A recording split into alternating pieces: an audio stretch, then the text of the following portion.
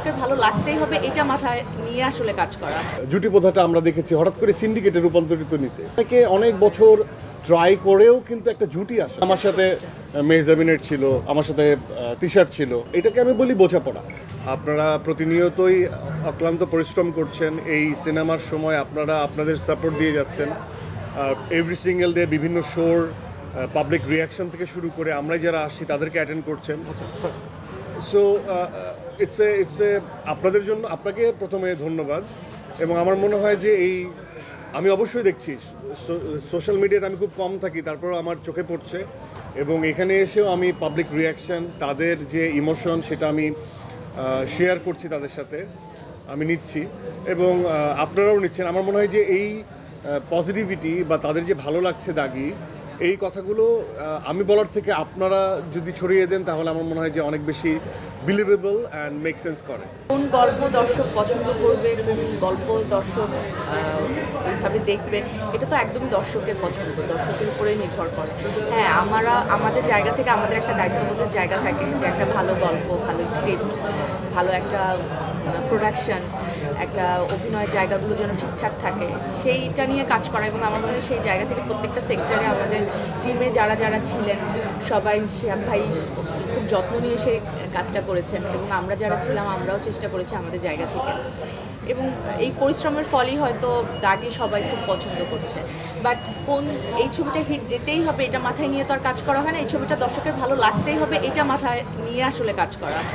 তো সেই জায়গা থেকে দর্শকের ভালো লাগছে, আমার মনে হয় এটাই আমাদের প্রাপ্তি। আমার কাছে মনে হয় কি, দেখুন আমি যখন নাটকে রেগুলার কাজ করতাম সেখানেও অনেকে আগে যেমন আমাদের দেখার সৌভাগ্য হয়েছে, আমরা বলতাম যে আফজাল সুবর্ণা, বেলিয়াপা পিচুসদা, হ্যাঁ, মিতা আপা আলমনসুর, এরকম অনেক জুটি আমরা এক্সপিরিয়েন্স করেছি নাটকের ক্ষেত্রে। এবং এর পরের বর্তীতেও জাহিদ ভাই, তৌকির ভাই যখন তারা ছিলেন তখনও একটা জুটি প্রথা ছিল। আমাদের সময় আমরা বিভিন্ন সময় আমরা এক্সপিরিয়েন্স করেছি যে জুটি প্রথাটা আমরা দেখেছি হঠাৎ করে সিন্ডিকেটে রূপান্তরিত নিতে। অনেকেই বলতো যে তারা এক হয়ে কাজ করে, এটা জুটি না। তো আমার কাছে সবসময়ই মনে হয় যে এই যে জুটিটা হয়ে ওঠা, এটা একটা ব্লেসিংস। এটা অনেক বছর ট্রাই করেও কিন্তু একটা জুটি আসে না। হ্যাঁ, আমার কাছে এটা সবসময় মনে হয় ব্লেসিংস, যে দুজন মানুষ একসাথে পারফর্ম করছে, সেটাকে অডিয়েন্স একদম গ্রহণ করে নিল, এটা একটা ব্লেসিংস। যেটা আমার সাথে মেহজাবিনের ছিল, আমার সাথে তিশার ছিল। সিনেমার ক্ষেত্রে হ্যাঁ, এটা সত্য যে আমার সুরঙ্গের আমার ফিমেল কো আর্টিস্ট তমা মির্জা, দাগিতেও সে আমার ফিমেল কো আর্টিস্ট। এটা যদি অডিয়েন্স জুটি হিসেবে নেয় তাহলে তো it's gonna B A blessings for us, যে অবশ্যই খুবই প্রশংসা পাচ্ছি আমরা একসাথে কাজ করে। এবং আমি এটাকে খুব পজিটিভলি নেই। আর এটার বাইরেও যদি আমি সুরঙ্গের কথা বলি, তখন একটা প্রশ্ন ছিল যে হোয়াই তমা মির্জা। আমার মনে হয় সেটার অ্যান্সার আপনার সুরঙ্গ সবাই পেয়ে গিয়েছিল। অ্যান্ড আমি দাগি রিলিজের আগেও আমাকে অনেকে বলছে যে আবারও ভাইয়া তমা মির্জা।